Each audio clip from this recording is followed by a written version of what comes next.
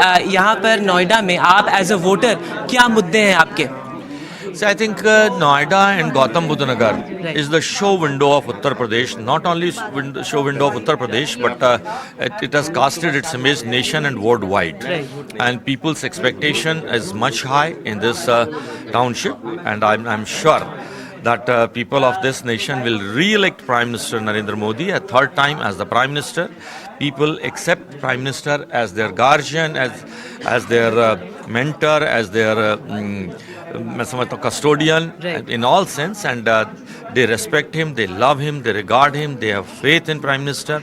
So I'm sure they will re-elect Narendra Modi ji as the Prime Minister. So you spoke of the Prime Minister in the past couple of days. We have seen that the campaign was divided on sharp lines. There were certain statements made which didn't go down too well. How would you look at that?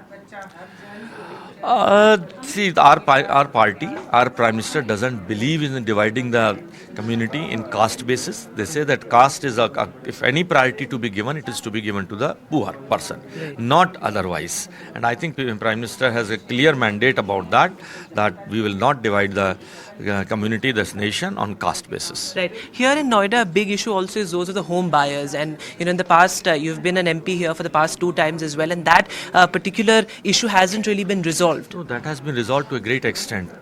Our government has set RERA. If you accept it, that I was the person as a member of parliament who raised this issue in parliament. Amitabh Kant Society was made, and whatever suggestions of Amitabh Kant Society, they has been accepted by the UP government, and about 25,000 lease deeds have been executed, and others are in process. Right.